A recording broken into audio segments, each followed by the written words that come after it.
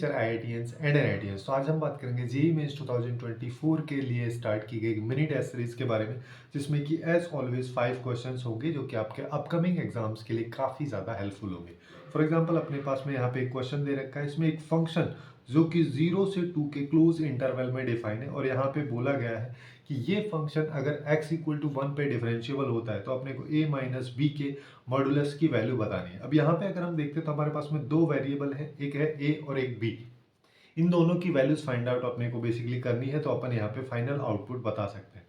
But यहाँ पे एक चीज देखोगे कि यहाँ पे x इक्वल टू 1 पे ही डिफरेंशियबिलिटी अपने को चेक करनी है, जिससे कि हम केवल यहाँ पे एक इक्वेशन फॉर्म कर पाएंगे और एक ही इक्वेशन बनेगी, जैसे for example a plus b equal to 5, इस तरीके की इक्वेशन बनेगी, जिससे हम यहाँ पे डायरेक्टली a और b की वैल्यू नहीं बता सकते। बट यहाँ पे एक इंपॉर्टेंट कंसेप्ट है जो कि बेसिक थियोरटिकल कंसेप्ट है, वो आपको पता होना चाहिए। वो ये है कि अगर मान लो कोई भी फंक्शन अपने पास में है और वो एक डिफरेंशिएबल फंक्शन है किसी भी एक पर्टिकुलर पॉइंट पे, तो वो फंक्शन उस पर्टिकुलर पॉइंट पे कंटिन्यूअस फंक्शन भी होता है। बस यही दोनों चीज अपने को लगानी है। तो मतलब इस फंक्शन में अपने को पहले x इक्वल टू 1 पे कंटिन्यूटी चेक करनी है और फिर डिफरेंशिएबिलिटी। फॉर एग्जांपल सबसे पहले हम कंटिन्यूटी के बारे में बात कर रहे हैं, ठीक है। कंटिन्यूटी के बारे में बात करते हैं eight x equal to 1।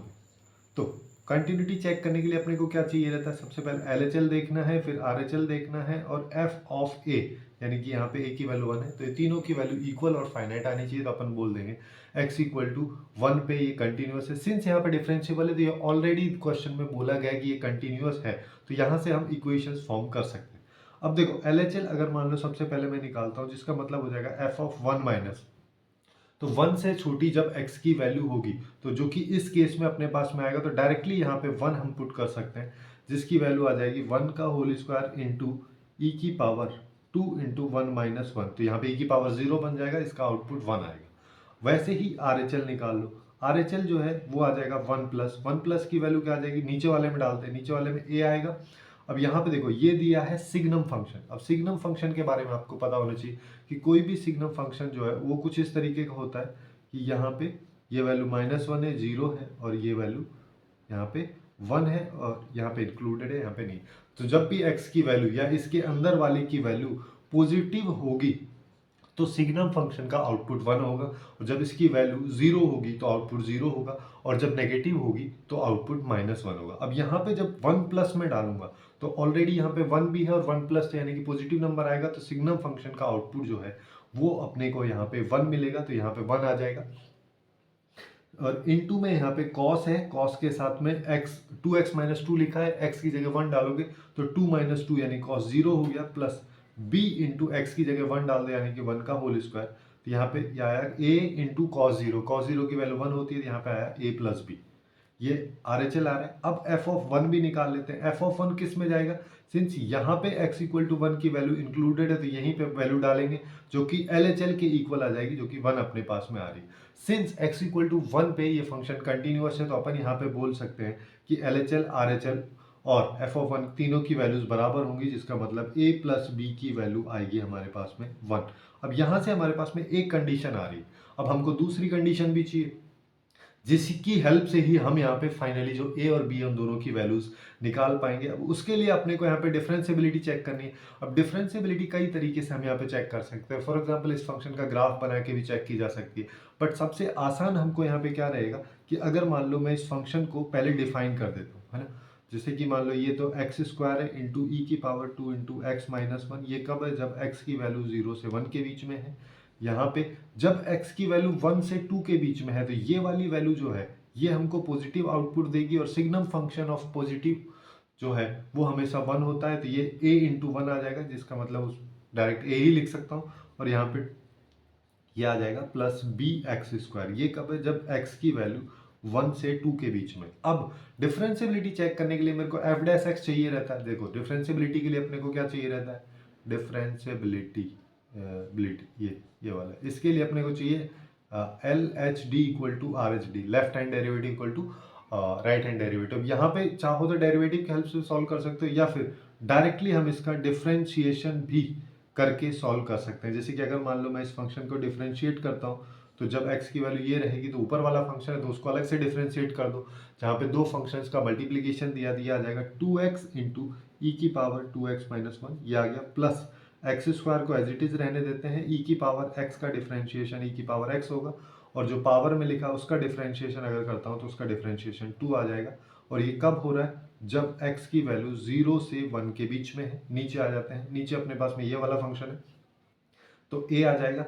cos x का डिफरेंशिएशन माइनस साइन एक्स होता है, यहाँ पे माइनस आ गया, और इसके साथ में 2 मल्टीप्लाई में आ जाएगा, क्योंकि ये वाली वैल्यू का डिफरेंशिएशन करोगे तो 2 आएगा, और प्लस यहाँ पे आ जाएगा 2bx। ये कब आ रहा है, जब x की वैल्यू 1 से 2 के बीच में है।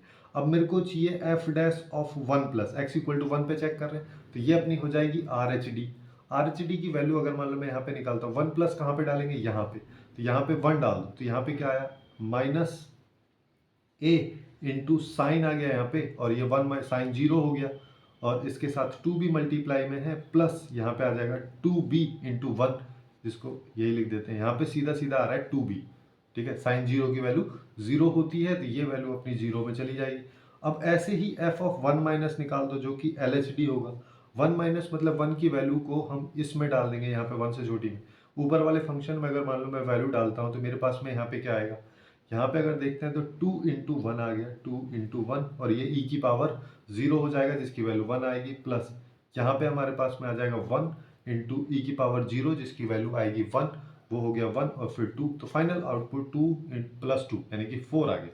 तो यहाँ से मैं क्या बोल सकता हूँ, सिंस मेरे पास में मेरे को पता है कि जब ये फंक्शन डिफरेंशिएबल है, तो अपन यहाँ पे बोल सकते हैं कि LHD और RHD both are equal, that means 2b equal to 4, और b की वैल्यू आ गई 2। ये अपने पास में b की वैल्यू यहाँ पे आ चुकी है ना, यहाँ पे b की वैल्यू हमने 2 निकाल ली है। अब बस इसी की हेल्प से a की वैल्यू निकाल लो, तो a की वैल्यू अपने पास में क्या आ जाएगी, a की वैल्यू मेरे पास में -1 होनी चाहिए, तभी जाके a प्लस बी की वैल्यू जो है वो 1 होगी। अब अपने को a mod of a minus b निकालना है, a माइनस बी करोगे तो ये क्या आ गया, -1 -2 यानी कि 3 आ गया। तो इस क्वेश्चन का जो करेक्ट आंसर हमारे पास निकल के आएगा वो हो जाएगा 3। देखा, थोड़ा सा लेंदी क्वेश्चन है, इतना कॉम्प्लिकेटेड नहीं है, काफ़ी इजी तरीके से भी हम इसको सॉल्व कर सकते हैं। अब नेक्स्ट क्वेश्चन की तरफ चलते हैं। नेक्स्ट क्वेश्चन में अपने को यहाँ पे क्या दे रखा है, एफ एक्स फंक्शन है जो कि maximum function of tan x and cos x है। अब यहाँ पे फिर बोला है कि जब F X equal to half है, तो यहाँ पे इसके नंबर ऑफ रूट्स कितने होंगे। नंबर ऑफ रूट्स की बात करो, या फिर ये इसको ऐसा बोल दो y इक्वल टू हाफ दे रखा है, जब y इक्वल टू हाफ वाली लाइन ड्रॉ करेंगे इस ग्राफ में, तो कितने पॉइंट्स पे कट करेगी, फाइनली वही हमसे यहाँ पे पूछा है। बट उससे पहले इसका ग्राफ मेरे को पता होना चाहिए। तो अगर मान लो एकदम बेसिक तरीके से हम इसका ग्राफ ड्रॉ करते हैं, तो यहाँ पे ये मान लेते हैं π/2 है, ठीक है, ये वाली वैल्यू जो है अपने को पाई मिल जाएगी, और ऐसे ही सेम यहाँ पे जो है ये वैल्यू अपने को 2 मिल जाएगी, जिसमें बीच में ये वाली वैल्यू 3π/2 है, और सिमिलर तरीके से यहाँ पे अगर चलोगे तो ये वैल्यू -π/2। अब tan x का अगर ग्राफ में बनाता तो tan x का ग्राफ कैसा होता है, कुछ इस तरीके से चलता है। ये tan x का देखो, 0 से 2π क्यों ले रहा हूँ, क्योंकि क्वेश्चन में 0 से 2π बोला है ना। सेम चीज यहाँ पे भी आ जाएगी, ये आ जाएगा यहाँ पे इस तरीके से आएगा, और यहाँ की बात करें तो यहाँ पे भी कुछ इस तरीके से ही ये ग्राफ बनेगा। सिंस 2π तक ही बात करें तो ये वाला ग्राफ अपने किसी काम का नहीं है। ये तो हो गया tan x का ग्राफ। अब इसी के रेस्पेक्ट में अपने को बनाना है cot x का ग्राफ, तभी तो मैक्सिमम लेंगे। cot x का ग्राफ क्या होता है, cot x का ग्राफ जो है वो यहाँ से चलेगा। देखो 0 से स्टार्ट करें तो नेगेटिव वाला बनाओ या मत बनाओ कोई फर्क नहीं पड़ता, तो ये जो है ये यहाँ से जाएगा और पाई पे इंफिनिटी की तरफ जाता है। सिमिलरली ये यहाँ से स्टार्ट होगा और यहाँ से जाता हुआ इधर जाएगा, तो अपने को एक पॉइंट ये मिलेगा, एक पॉइंट ये मिलेगा, एक पॉइंट ये मिलेगा, पॉइंट ऑफ इंटरसेक्शन ये मिल रहे हैं हमको। अब ये कौन से पॉइंट है, ये वो पॉइंट है जब tan x और cot x दोनों बराबर है। tan x और cot x की वैल्यूज कब बराबर होंगी, जब यहाँ पे x की वैल्यू या सॉरी इनका आउटपुट जो है वो +-1 के बराबर होगा। tan x, इसको अपन ऐसे भी कर सकते हैं, tan x अगर किसी को नहीं समझ में आ रहा है तो ये आ जाएगा 1/tan x, यानी कि tan square x equal to 1। tan x की वैल्यू आ रही है +-1, ये 2π/4 के रेस्पेक्ट में हमारे पास में आएगी। ये वैल्यू जो है इसको ऐसे कर देते, इसको रेड से मार्क कर देता हूँ मैं यहाँ पे, है ना। ये वाली जो वैल्यूज हैं ये 1 है। ऐसे ही नीचे भी सेम तरीके से हमारे पास में 1 चल रहा है, ये -1 हो जाएगा, है ना। इस तरीके से दोनों वैल्यूज आ रही है। अब सिंस यहाँ पे क्वेश्चन में अपने को क्या बोला है, क्वेश्चन में अपने को यहाँ पे बोला है कि मैक्सिमम फंक्शन वाला ग्राफ हम कैसे ड्रॉ करते हैं। अगर मान लो ये चीज़ अपने को देखनी है तो मैक्सिमम फंक्शन वाला, एक सेकेंड, हाँ, मैक्सिमम फंक्शन वाले ग्राफ की अगर मैं बात करूं तो मैक्सिमम फंक्शन वाला होता है जैसे अगर मान लो कोई भी दो फंक्शंस अपने को ड्रॉ करने और दो फंक्शंस का ग्राफ एक साथ ड्रॉ हो चुका है, तो वहां पे जो पॉइंट ऑफ इंटरसेक्शन है उसमें जो ऊपर वाला ग्राफ है ना, जहां पे आउटपुट पॉजिटिव में आ रहा है या आउटपुट बड़ा आ रहा है दूसरे कंपेरिजन में, जैसे कि अगर मान लो मैं इस वाले ग्राफ की बात करूं और इस वाले ग्राफ की बात करूं, ठीक है, व्हाइट वाला और यहाँ पे इस रीजन की हम बात कर रहे हैं 0 से π/2 वाले रीजन में, तो यहाँ पे हमारे पास में देखो इस ग्राफ और इस ग्राफ में से ऊपर वाला ग्राफ ही बड़ा है, तो अपन यहाँ पे क्या कर सकते हैं, इस वाले को ले लेंगे, है ना। सिमिलरली अगले वाले पोर्शन में हम बात करेंगे तो इस वाले ग्राफ को हम यहाँ पे ले लेंगे, है ना। वैसे ही अब नीचे आ जाओ, यहाँ पे अगर बात करते हैं मैक्सिमम वाला पोर्शन, तो मैक्सिमम वाला इधर तो ये हो जाएगा, इधर वाले में ये आ जाएगा, ठीक है। वैसे ही इधर वाले में ये वाला पोर्शन मेरे पास आ जाएगा और इधर वाले में ये पोर्शन मेरे पास में आ जाएगा। सिमिलरली हमारे पास ये आ जाएगा इधर और इधर आ जाएगा ये। तो अभी अगर मान लो अपने को ये वाला ग्राफ एग्जैक्टली बनाना हो तो क्या बनेगा, अगर ये हम यहाँ पे देखें तो हमारे पास में यहाँ पे आएगा ये वाली वैल्यूज, ये जो वैल्यू है ये क्या है, ये 1 है। ऐसे ही नीचे जो है वो वैल्यू -1 है और यहाँ पे ये पाई है, देखो यहाँ पे देखोगे तो ये सॉरी π/2 है, हाँ, यहाँ पे ये इसको ये ऐसा कर लेते हैं, 1 मिनट, है ना।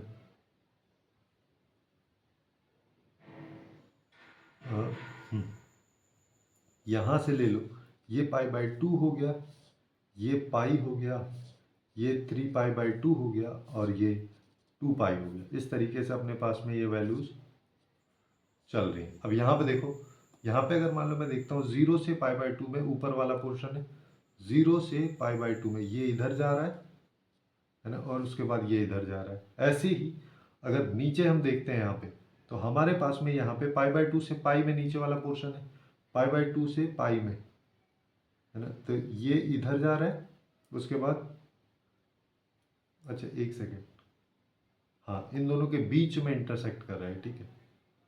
तो यहाँ पे ये इधर जा रहा है और ये इधर जा रहा है ना। सिमिलरली अगर हम आगे चलते हैं, आगे हम यहाँ पे देखें पाई से 3π/2 में आ रहा है, पाई से 3π/2 के बीच में अपने पास में यहाँ पे आ रहा है, ये यहाँ पे आ जाएगा और सिमिलरली ये यहाँ पे आएगा और ये 3π/2 से पाई के बीच में मेरे पास में आ रहा है, ठीक है। अच्छा, ये पहला वाला थोड़ा सा अपने गलत है, पहले वाले में क्या है, ये 0 से π/2 के बीच में आएगा, ठीक है, ना कि पाई तक जाएगा। तो यानी कि ये यहाँ जाएगा, फिर ये यहाँ, इस तरीके से अपने पास ये ग्राफ बन रहा है। अब इस ग्राफ का यूज़ क्या है, अब इस ग्राफ का यूज यहाँ पे बोल रहा है जब इक्वेशन जो है f(x = ½ हो या y = ½ वाली जो लाइन है यहाँ पे जाएगी, है ना। अब रूट्स जो है, रूट्स वो वैल्यूज होती है यहाँ पे जहाँ पे ये कट कर रहा होता इस ग्राफ को, लेकिन ये तो इस ग्राफ को कहीं पे भी कट नहीं कर रहा, जैसे कि अपन लोग यहाँ पे देख सकते हैं। तो यहाँ पे हम बोल सकते हैं नंबर ऑफ रूट्स या number of solutions for this function if y = ½ है इन इंटरवल 0 to 2π 0 होगा। तो यहाँ पे इस क्वेश्चन का जो करेक्ट आंसर है वो अपने पास 0 निकल के आएगा, ठीक है। थोड़ा सा लेंदी था, मतलब अगर ग्राफ तुमको पता है तो काफ़ी आसानी से इसको सॉल्व कर सकते हैं। अब नेक्स्ट क्वेश्चन की तरफ चलते हैं। नेक्स्ट क्वेश्चन में अपने को यहाँ पे एक सीरीज दे रखी है और इस सीरीज का सम जो है इस टर्म के रूप में दे रखा है और यहाँ पे k की वैल्यू पूछी है। अब देखो यहाँ पे अगर मान लो इस सीरीज का पैटर्न को मैं फॉलो करता हूँ तो यहाँ पे देखो ये लास्ट टर्म है, ये इसका लास्ट और इसका फर्स्ट दोनों सेम है, इसका फर्स्ट इसका लास्ट सेम है। अगर मान लो मैं यहाँ पे ऐसा कर दूँ 2025 में से एक घटा दे रहा हूँ और उस एक को आगे मल्टीप्लाई कर दूँ, ये मैंने पैटर्न बना दिया। अब n की वैल्यू को लेते चलो कहाँ तक, 2024 तक। लास्ट वाली टर्म भी यहीं से आ जाएगी 2024 और 2025 में से 2024 गया तो 1 बच गया। ये अपने पास है, इसकी वैल्यू पूछा है। अब इसकी वैल्यू निकालने के लिए अपन इसको सिंप्लीफाई करेंगे। सिंप्लीफाई कैसे करोगे, देखो यहाँ पे हमारे पास में आएगा n = 1 से 2024 तक और यहाँ पे आ रहा है 2025 n - n²। अब सिग्मा फंक्शन को हम अलग अलग भी लिख सकते थे। मेरे पास यहाँ पे क्या आएगा, n इक्वल टू 1 से 2024 और यहाँ पे आ जाएगा 2025 n minus n equal to 1 से 2024 और यहाँ पे हो जाएगा n स्क्वायर। अब कांस्टेंट बाहर आ जाता है और हमारे पास में आएगा n इक्वल टू 1 से 2024 n माइनस यहाँ पे आ जाएगा n इक्वल टू 1 से 2024 n स्क्वायर। n ये जो है ये पूरा का पूरा क्या है, n नेचुरल नंबर्स का सम, और ये क्या है, n नेचुरल नंबर्स के स्क्वायर्स का सम। इन दोनों का डायरेक्ट फॉर्मूला होता है, वही सब लगाना है यहाँ पे। तो ये आ जाएगा 2025 तो ऑलरेडी मल्टीप्लाई में है, इसका सम होता है n इंटू एन प्लस 1/2। तो n यहाँ पे 2024 है इंटू n प्लस 1 यानी कि 2025 हो गया, बाई 2 कर दिया, माइनस n नेचुरल नंबर्स के स्क्वायर्स का सम क्या होता है, n यानी कि 2024 इंटू n प्लस 1 यानी कि 2025 into 2n plus 1। 2n plus 1 कितना हो जाएगा, 2n प्लस 1 यहाँ पे हो जाएगा 2024 को 2 से मल्टीप्लाई करो तो 4048 प्लस 1 4049 डिवाइड बाई 6। ये अपने पास में वैल्यू आ रही है। अब इसको सिंप्लीफाई करना है। इसको सिंप्लीफाई करने के लिए देखो मैं यहाँ पे क्या क्या कॉमन ले सकता हूँ, ये कॉमन आ जाएगा क्योंकि इधर भी है, ये भी इधर भी है, 2 इधर भी है क्योंकि 6 को 2/3 2 इंटू 3 लिख सकता हूँ। बस जो जो यहाँ पे वैल्यूज है उन सबको कॉमन ले लो, यानी कि 2024 आ गया, 2025 आ गया, डिवाइड बाई 2 आ गया। तो अब इधर क्या बच रहा है, इधर मेरे पास केवल 2025 बच रहा है। तो यहाँ पे आया 2025 माइनस यहाँ पे क्या आ जाएगा, यहाँ पे अपने पास में आ जाएगा वैल्यूज। अगर मान लो मैं यहाँ पे देखता हूँ तो यहाँ पे अपने पास में आएगा, देखो ये 4049 डिवाइड बाई 3 ये आ रहा है ना। अब देखो इसको सिंप्लीफाई कर लेते हैं। तो यहाँ पे अगर मान लो इस वैल्यू को सिंप्लीफाई करेंगे तो ये वैल्यू क्या आ जाएगी, 3 यहाँ पे एलसीएम ले लो, है ना। इस पर्टिकुलर वैल्यू की बात मैं कर रहा हूँ यहाँ पे, हाँ इसको सिंप्लीफाई पहले अलग से कर दे रहा हूँ। जैसे कि यहाँ पे 3 अगर मान लो मैं एलसीएम लेता हूँ तो ये आ जाएगा 3075, ठीक है, सॉरी ये 6 आ जाएगा, है ना, 3 नहीं आएगा, और यहाँ पे आ जाएगा 4049। अब इसको सिंप्लीफाई कर लो तो ये कितना आ जाएगा, ये 50 हो जाएगा, 76, तो यहाँ पे आया 2026 आ जाएगा और डिवाइड बाई 3। अब इसको सिंप्लीफाई अगर मान लो अपन करते हैं तो यहाँ पे देखो अपने पास क्या आ रहा है, 2024 into 2025 divide by 2 into 2026 divide by 3। अब यहाँ पे दिया क्या है, यहाँ पे बोला है ये है, तो इसमें से इन सब को अगर मैं हटा देता हूँ 2024 इंटू 2025 तो अपने पास ये वैल्यू के की, तो के की वैल्यू मेरे पास आ रही है 2026 डिवाइड बाई 6। इसको निकाल लो, यहाँ पे आया 3, है ना, और 2 1 321 आ रहा है। अब 321 अगर मान लो मेरे पास में आ रहा है तो k बाई 100 की वैल्यू क्या हो गई, वो हो गई 3.21, जो कि इस क्वेश्चन का करेक्ट आंसर अपने पास निकल के आएगा। ओके, अब नेक्स्ट क्वेश्चन पे चलते हैं। नेक्स्ट क्वेश्चन अपने को यहाँ पे दे रखा है पैराबोला से रिलेटेड। अपने पास में एक पैराबोला ये है, एक पैराबोला ये है। क्या बोला है कि L1 और L2 दो लाइन्स हैं जो कि इस पैराबोला पे नॉर्मल है और इस पैराबोला पे टेंजेंट है। जहाँ पे दोनों लाइन्स जो हैं एक्स एक्सिस नहीं है, तो उन दोनों लाइन्स के स्लोप के बीच का एब्सोल्यूट डिफरेंस क्या आ रहा है, ठीक है। यहाँ पे बड़ी वाली वैल्यू में एब्सोल्यूट का मतलब डिफरेंस क्या आ रहा है, ठीक है, वहाँ पे उस प्लस साइन के साथ डिफरेंस आ रहा है, माइनस साइन के साथ डिफरेंस आ रहा है, उस चीज़ का यहाँ पे कोई मीनिंग नहीं है। या फिर अगर इसका स्लोप m1 बोलो, इसका m2 बोलो, तो इनके मॉड, डिफरेंस के मॉड की वैल्यू फाइनली अपन से पूछिए। तो यहाँ पे अब देखो अपने को कुछ चीज़ें पता होनी चाहिए, जैसे कि अगर मान लो मेरे पास y² इक्वल टू 4ax जो कि इस टाइप वाला पैराबोला है, अगर इस तरीके का पैराबोला हो जिसके लिए दोनों लाइंस नॉर्मल है, तो इसके लिए इक्वेशन ऑफ नॉर्मल क्या होती है। तो इसके लिए इक्वेशन ऑफ नॉर्मल की मैं बात करूं तो ये होती है y is equal to mx minus 2am minus am cube. अब यहाँ पे a निकाल लो, अगर इस पैराबोला को इसके साथ कंपेयर करते हैं तो a की वैल्यू 1 आती है।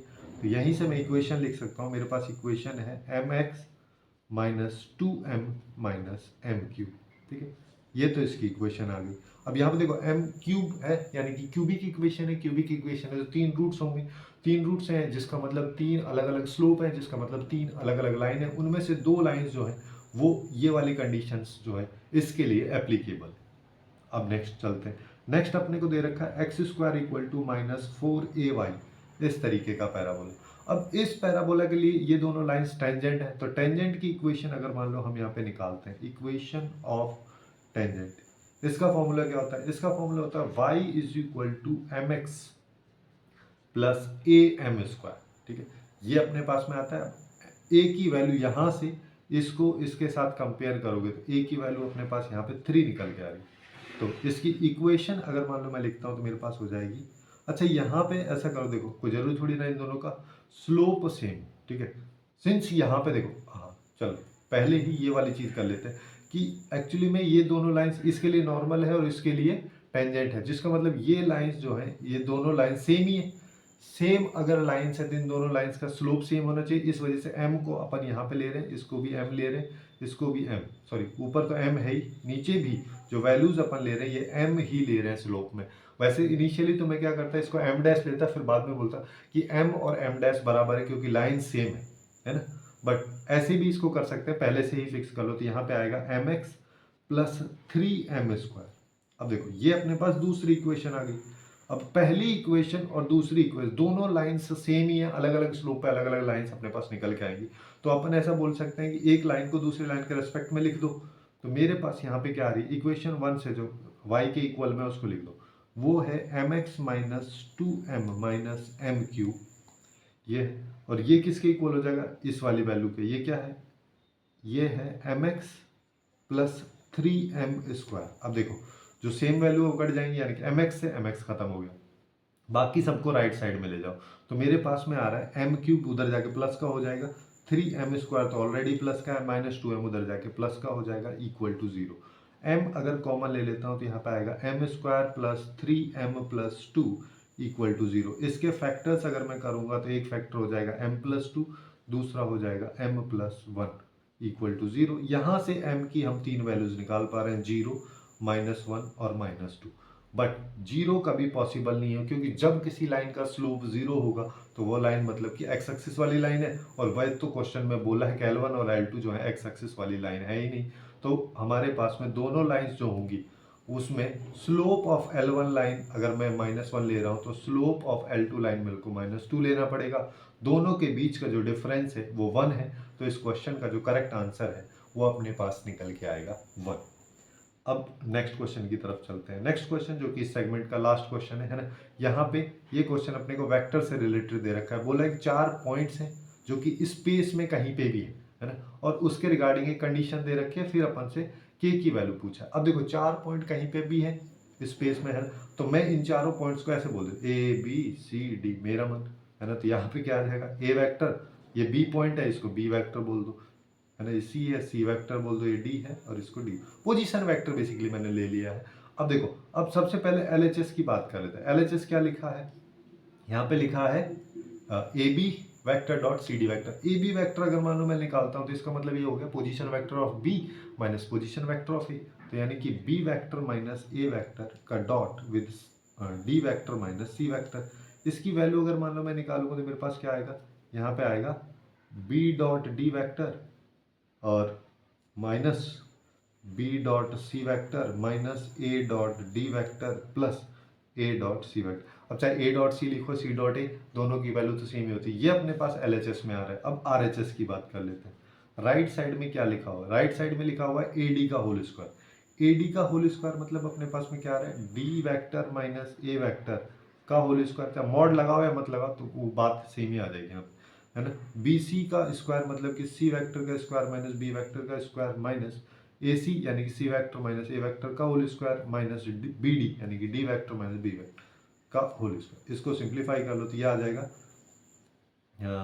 हाँ, d vector plus a vector का square minus 2 a dot D.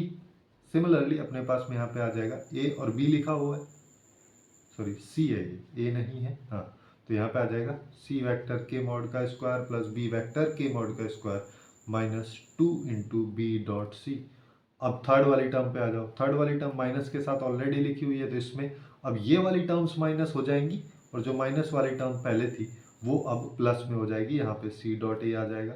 वैसे ही फोर्थ टर्म की मैं बात करूँ तो वो भी सेम सिचुएशन के साथ अपने पास में यहाँ पे लिखी जाएगी, यहाँ पे आ जाएगा डी डॉट बी वैक्टर। अब यहाँ पे जो जो कैंसिल हो रहा है उन सबको निपटा देते हैं। जैसे डी वैक्टर के मोड से ये गया, ए से ये गया, सी से ये गया, बी से ये गया, तो अपने पास केवल और केवल यहाँ पे जो वैल्यूज बच रही हैं वो क्या बच रही हैं। अगर मैं 2 तो सब में कॉमन आ रहा है ना, सबसे पहली चीज़। तो दूसरा यहाँ पे अगर देखते हैं तो अपने पास में डी डॉट बी और सी डॉट ए दोनों प्लस में है।